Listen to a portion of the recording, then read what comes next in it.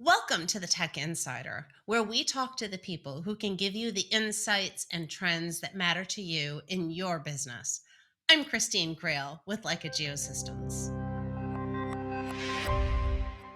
I am honored to have on our program today Ted Moberg. He is the product manager for building and construction with Leica Geosystems, part of Hexagon. Welcome to our program, Ted.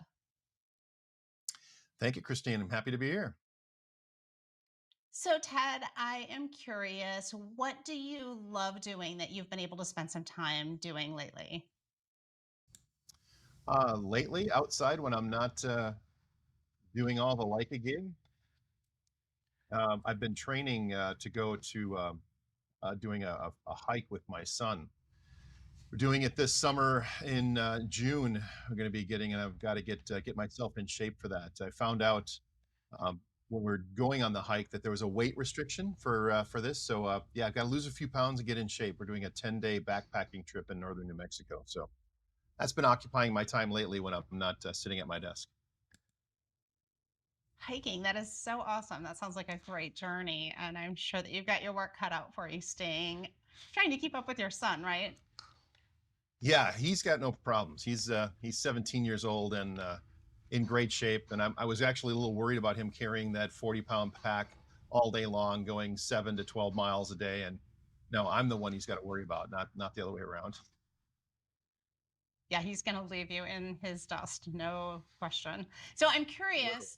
You have an extensive background in reality capture, of course, but before that, you spent quite a bit of time working in CAD. And I'm just curious, what was your background in CAD? I know I don't want to date you at all, but I think maybe you were probably drafting on a drafting table at some point. It's not that far Absolutely. back, right? Yeah, it was far back. Yes, absolutely. I don't mind dating myself.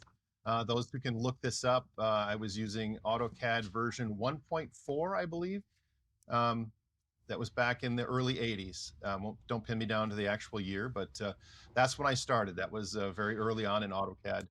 I went I got a 2-year architectural drafting and design degree at then was called um, Herzing College. And they said, well, we've got this one section of the training that we're going to do on, it's called CAD. Now, you're probably not going to get a job in CAD. It's going to be all board drafting. So, but we want to expose you to it. Well, once I got on the computer, I did the rest of my projects in it, and there was no turning back to a paper and pencil. I used my drafting board just to store my gear on and never went back.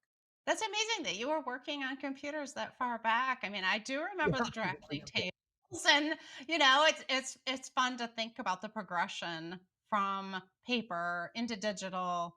I know some people still love that paper, but you of course embraced that digital world early on and found your way from CAD into laser scanning. And tell me about what that progression looked like. Well, I guess for me, it was being the person who's just not afraid to pull the cover off the computer. I mean, my first job was converting hand drawn drawings into CAD. Was for our big projects for the state of Minnesota was converting all the community college floor plans into CAD, and found out very early that those drawings were not drawn correctly because you can fudge numbers with a pencil, but you can't fudge numbers with CAD. So um, yeah, early on, it was diving directly into that and not looking back.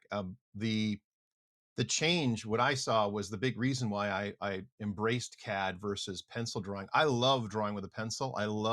That's what got me into it. I thought, man, someone's going to pay me money to draw pictures of things. That was just mind blowing. It's like I want to do that, right? Was actually my high school drafting teacher. He was explaining some technique and he was looking at several of us and he said, yeah, I used to work for Polaris Industries and they paid me money to draw pictures of snowmobiles. I'm like, that's an actual thing. So I got pulled into that real quick. But um, moving from pencil to CAD and just technology going forward, I was always looking for what that next best thing was, right? I've learned that. I know how to do that. Like, there's got to be something better. How can I get more done in less time? So that's kind of been the driving force behind how I've moved through technology over the years. Did you have an aha moment where reality capture and laser scanning just made sense to you? I mean, in the early days, it was pretty complex. It took a lot of time to figure out what you were doing with the technology, with the laser scanners, with the software. But there must have been a point where you just saw the potential. Can you think back to any particular moment when that happened? Yeah, the first time I saw laser scanning data. I mean, honestly, um, we were bringing that into one of the companies I worked for many years ago. We were using laser scanning technology, actually Leica, back in the day, and it was game changing for our projects. I mean, to go from the analog ways of visiting a site with a notepad and back then a digital camera, we didn't have iPhones, right? Um, and tape measures and maybe a laser disto. Those were kind of newfangled tools. To go from that, which took forever to capture those existing conditions, to a point cloud that represents reality. The first time I saw that, I didn't really even believe what it was I was looking at. It was so game changing. Now, there were a lot of struggles with it. Collection time took forever, processing took forever, getting it into our tools took forever, slow, but even with all that, it was worth it. Well, it's probably even more fun for you now, having been through those early days of laser scanning, seeing how fast everything is now, seeing how easy. I mean, you can take a laser scanner out and push a button and basically collect all the data in a matter of seconds, right? Like that's just mind blowing when you think back to how hard it was originally and how long it took. I'm curious. You've spent most of your career in building construction in the construction space, documenting buildings. Where do you see the biggest value for laser scanning right now when it comes to building construction? Well, it gives you the insight into what's going on with that structure, whether it's an existing building, which is primarily what people that's kind of one of the misconceptions is people think it's only for doing as built for an existing building, and that's not true. I would scan at every level of construction um, to find out what's going on. And looking at that laser scan, um, we can look at it in ways that reveals things about what's going on in that structure that you just can't see by walking the site. You cannot see by just taking a single measurement here and there. With the analysis tools that we have and the ability to slice that point cloud and look at it, you just gain insights into issues that can cause you a lot of time and stress that you can avoid by researching and looking at that point cloud data. So it sounds like the biggest value really comes in across the board. Like anywhere you wanted to use the technology, you would get value out of it. Is that about right? Absolutely. I mean, I have people ask, well, I'm not going to use the scanning on every project, and I pause on them and say, with all due respect, why not? They say, well, we're only going to use scanning on our larger projects. I'd say if you're going to visit the site for any reason and you're going to take a measurement or take a photo, stop doing that. Take a scanner with you. As you mentioned, our scanners are so easy to take with you. They're small, light, incredibly portable, and incredibly easy to use. A single press of a button, and in a few seconds, you've captured everything around you. I mean, it's just there's no reason not to take a scanner anymore. Well, and I think laser scanning has been used for a while in building construction, but when scanning first came into this field, it was pretty common for especially GCs to outsource that work, to have a specialist come in, do the scanning, and then they would have to wait for that deliverable. There might be some miscommunication along the way. Now, I think what we're seeing is that the GCs and even the subs are doing the laser scanning themselves, right? For sure, for sure. Yeah, the technology has been democratized significantly.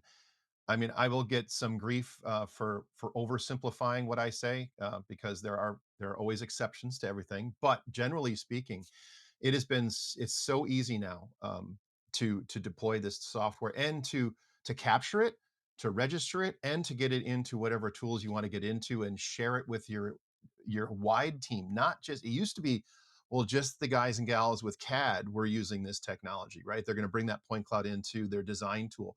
That's not the case. You can look at it on an iPhone, an iPad, in the field, in the office, at home, on vacation. You have instant access to this information much more widely than you ever did before. So you have talked to a number of people. You've been involved in the industry for a long time. Even with the ease of use of technology, even with that accessibility, there are probably still some misconceptions. There are Yeah. probably still some things that people don't understand or don't know about the technology. What do you see most professionals in building construction getting wrong about laser scanning? Yeah, it's not that they're wrong, it's just they're not up to date. So, the things that they perceive about it, the misconceptions, were true, and in some cases, with some products that are out there, it still is true, but with our technology, we have democratized this, process and made it so much easier, to use. So, it used to be thought that, boy, you really had to have a lot of skill and expertise and experience using this hardware to deploy it or your data will be hosed, and that is, you there are some things to be careful of. I'm not gonna I get accused again of oversimplifying things, but because yeah, it's easy. It is easy. It's far easier than it ever used to be.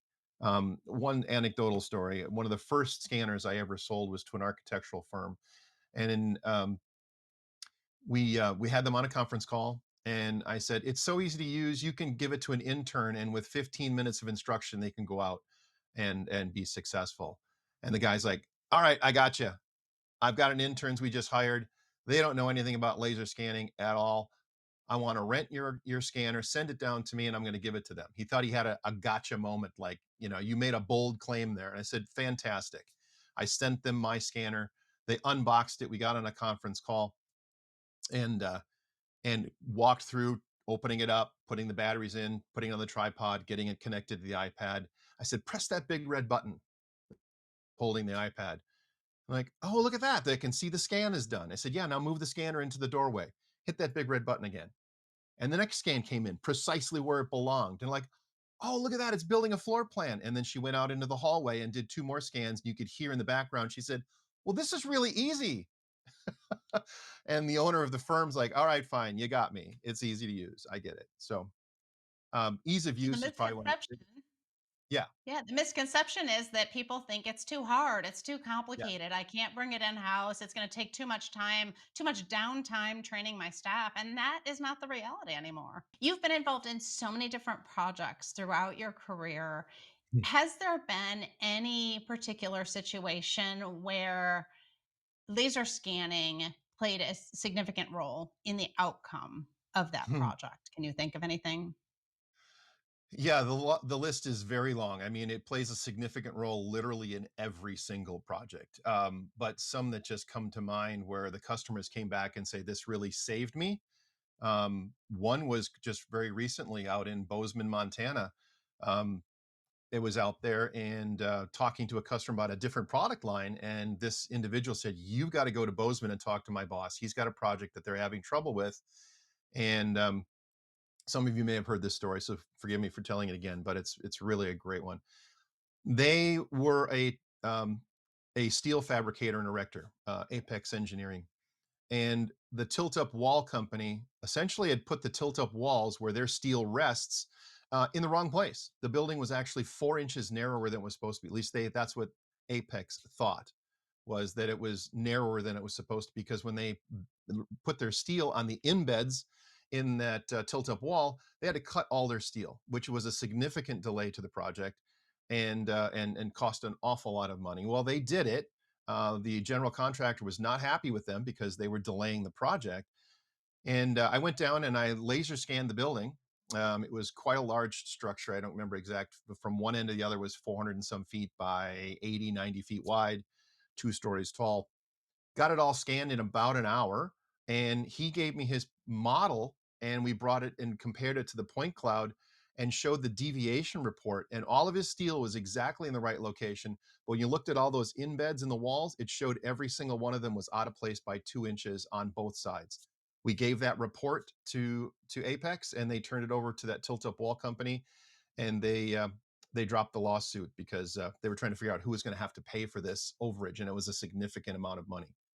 So yeah, That that is totally, that paid for the scanner 3 times over. They could have bought 3 scanners for what that overage would have cost them on that one project.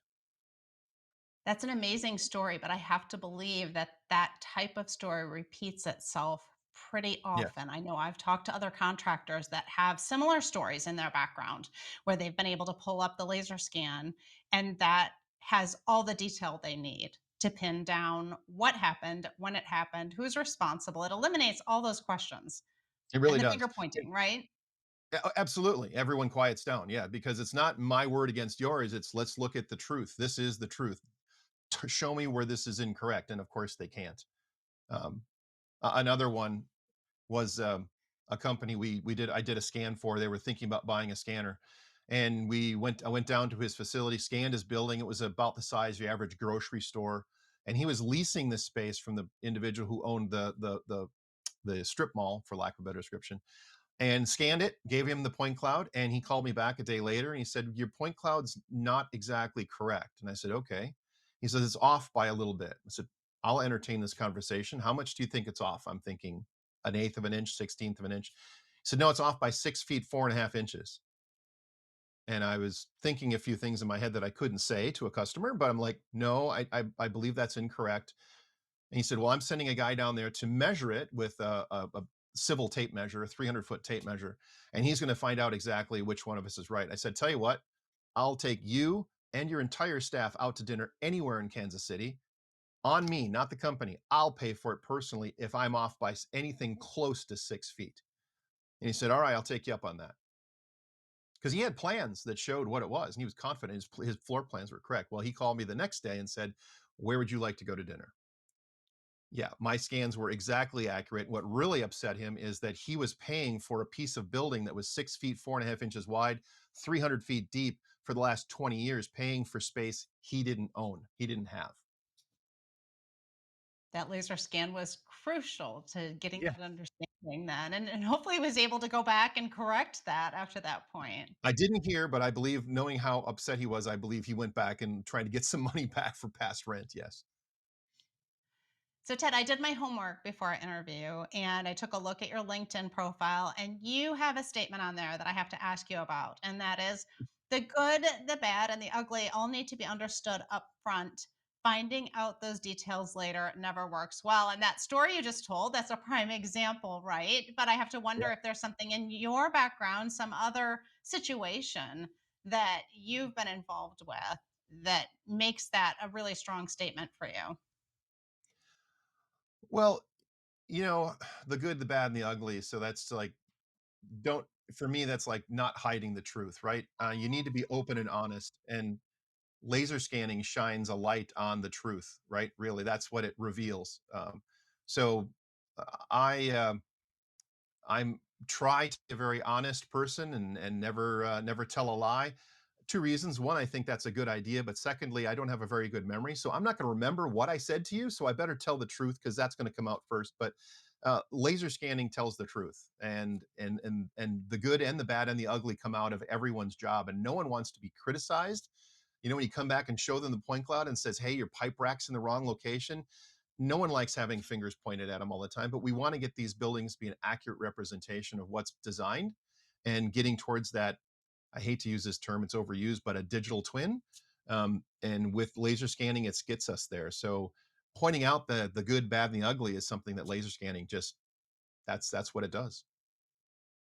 Well, and I think there's a lot of misunderstanding still about a digital twin. Everyone likes to use the term, but they use it very loosely, is what I find. And a real digital twin, I mean, it starts with accurate data. You need accurate, comprehensive data in order to have a digital twin. And then the value of that digital twin is almost immeasurable in the building Yeah, construction industry. absolutely, especially after handover for the owners, for sure. We talked a little bit about some common misconceptions. Is there anything else that you encounter in your day to day work with contractors, with subcontractors, when it comes to laser scanning and reality capture technology? Any other things that maybe exist? Any perceptions that exist in the industry that need to be cleared up? Well, the big ones again are, cost. They believe that it's more expensive than what they're doing now, and there are so many ways to slice that up and show that that's not true. Like the story I told about Apex and the money they saved on that project. The time to collect is expensive doing it manually versus laser scanning. exponentially faster. And then not only that, the data that you're getting. If you look at what 5 people can collect with notepads and tape measures and digital cameras, um, and take that back to the office and try to share that versus taking a point cloud, you're bringing the building, literally bringing the building back for everyone to look at. It's so much easier to share that information and all of the information, not just a few snapshots here and there. So that ease of that, and then the other one, of course, the fact that it's easy to do, and the cost, right? Cost has always been seemed to be prohibitive, but the ease of use, right? You don't need an expert like me. You don't need someone who's got 25 years in the industry to get this done, which I probably will get some flack for. I don't want to diminish, but I've always wanted my approach is to educate people and let them do it. I was a CAD manager for many years, and I would someone would ask me a question about how to do a specific thing in AutoCAD, and I would tell them that, and then I would observe that they're doing something else that isn't the most efficient way of doing it, and I would explain how they can do it faster. And one guy one afternoon actually said, "You're going to do if you keep doing this, you're going to work yourself out of a job." Well, that was 30 plus years ago, and I'm still employed, so that doesn't work. So uh, that's uh, that's been a a key thing at what I've looked at over the years. I think we're all glad that you're still here, that you're still Yeah, working with so those far so good. contractors, that you're able to guide them through that process because there is some guidance. Even though the technology is easier, I think it helps for people to get a good understanding of what they can do with the technology, right? It just kind of opens their eyes. The more scanning they do, the more ideas they get about where they might be able to apply all of this data and how they can use the technology. And you mentioned the democratization of the technology where now you can take a laser scanner out in the field and push a button and it captures the scan. But on the software side, we've seen a lot of simplification too. You get a lot of automation now, some artificial intelligence. Talk to us a little bit Yes. about what's happening with the data side of things. That's probably the best part. That's one of my favorite questions. Any question that a customer asks and they get this epiphany like, "Can it do this?" And I'm like, "Yeah, that'd be cool, wouldn't it?" And it does. Our solutions, the scanning, the technology to capture the data is fantastic, but the real meat and potatoes of the value is in the software and the answers that we can get out of that software, for sure. The analytical tools that we can use. A very painful thing for a lot of companies out there is getting a point cloud and a model aligned properly. And there are a lot of ways to do it, several different ways to do it. Ideally, your model should be on control and your laser scan should be on control. So when you bring them together, they drop and lay on top of each other. That's the perfect situation, and it's almost never happens. So one or both of those things are not aligned. We have software that literally with a few clicks can get your data aligned now, and also cleaning point clouds, incredibly labor intensive. We've got a tool that will bring your model in, compare it to that point cloud, and subtract what doesn't align to the point cloud, instantly cleaning that point cloud out. So we can get it aligned and cleaned, and then do some analysis on it to find out how well did what got constructed match what's designed, and show you a heat map and show you deviation reports about what's installed, what's not installed, and what is installed, how well it's installed. Does it match your specification? Yeah. So that kind of information is really useful to a building contractor.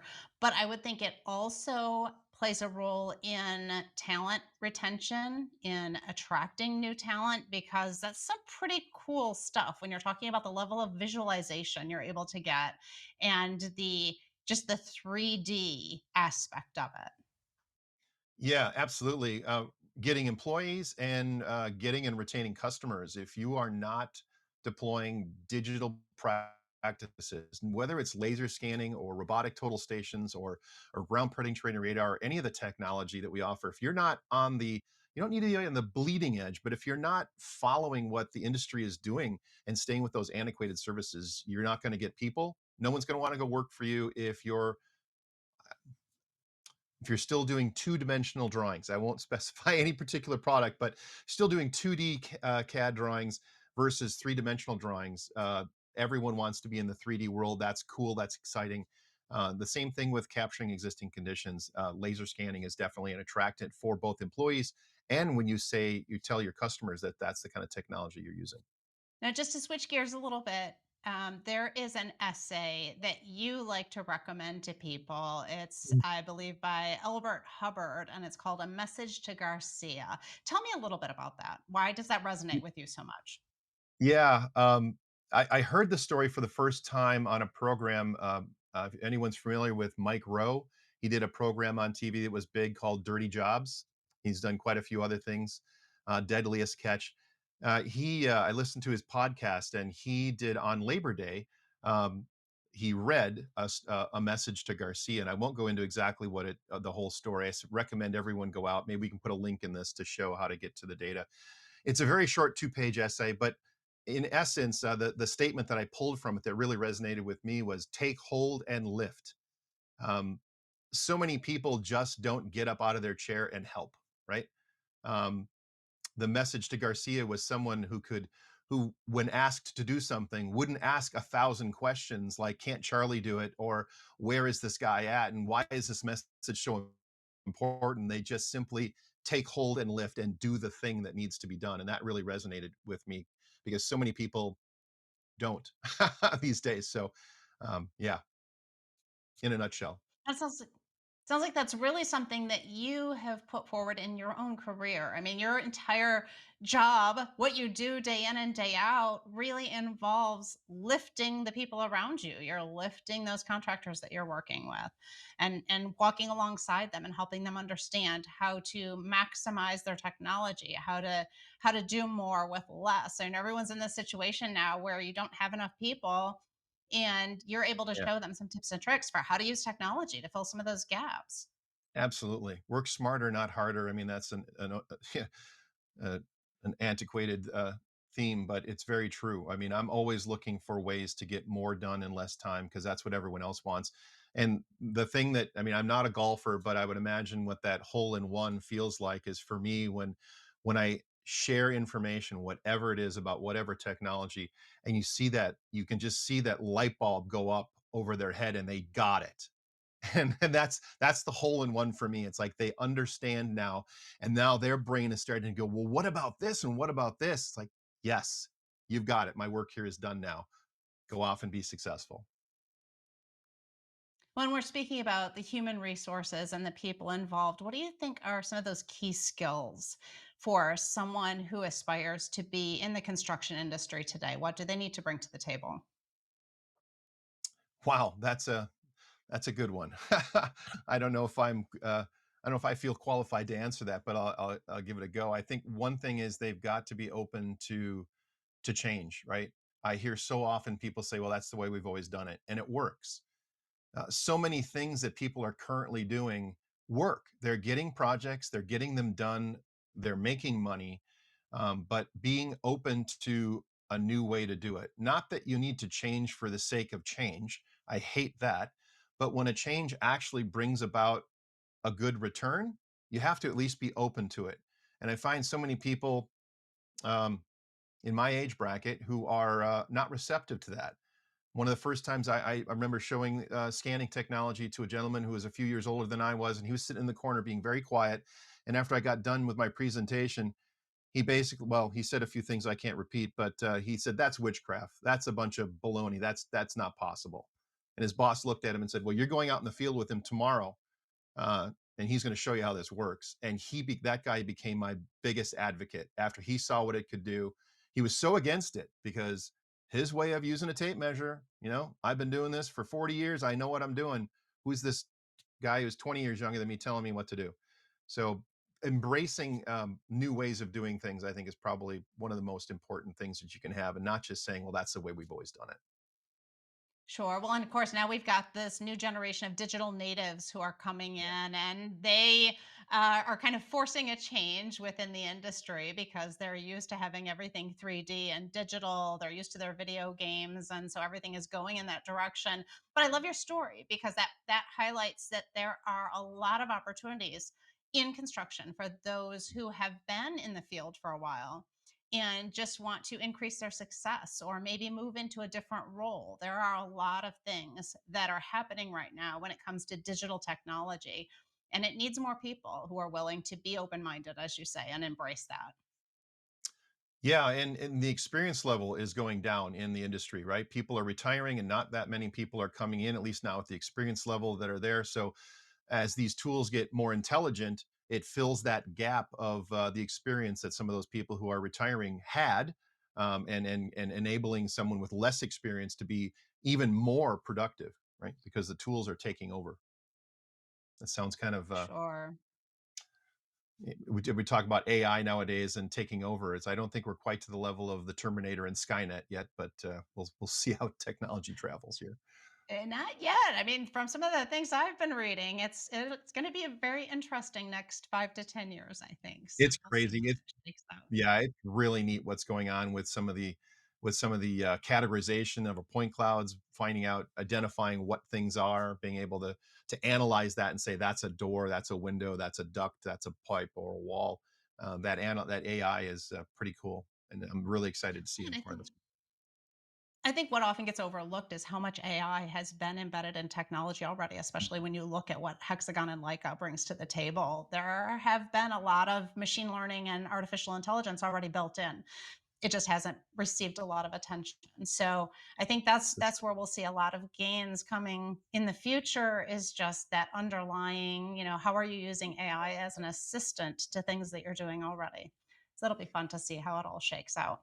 I'm curious, Ted, what are you watching or listening to? Are there any podcasts you follow or any TV shows or books that you're reading? Anything you want to share with the audience? I've just recently started to dive into some podcasts. One I do like a lot is Mike Rowe. He has a foundation called MicroWorks. Little pun on his name there, and it's a foundation for. He's not against college, but for those who maybe college isn't the right thing, he has a foundation that all you have to do is read and sign his sweat pledge, and it's 12 statements that you have to say you agree with, and it's similar to the scout oath and law, right? Full kind, the whole 9 yards. And if you can do that, he'll pay for your training. So if you want to go to school to be a welder or work in construction management, anything that's not a 4 year degree at a university, they'll pay for your education. He had a his spokeswoman was a young lady who wanted to be a welder. She was originally going to go to school, believe it or not, become a cosmetic surgeon. And when she saw the costs associated with it, that thought that's ridiculous. I'll be paying this off for the rest of my life. Her boyfriend at the time was a welder, and he said something to the effect of, "You can't weld. You're a girl." And she said, "Okay, bye bye." And got into Micro's program, and now she's welding car frames for NASCAR, making a six-figure salary with no debt. So Mike Rowe and his program is that's a something that I really have been diving into and support quite a bit. And his program, that's the way I heard it, has been is a great source of inspiration, right, for that construction background. That sounds like a fantastic podcast. I will have to check that one out. I'm especially interested in that episode with the welder. That sounds fabulous. Thank you Yeah, so there's a much for couple. your time today, Ted. I really appreciate it. It's been fabulous listening to you and learning from you. And I look forward to having you on the program again at some point in the future. Thank you. Be sure to check out the description for additional resources on this topic. If you enjoyed this content, give us a like. If you'd like to see more of this content, be sure you subscribe. Thanks for watching. We'll see you next time on the Tech Insider.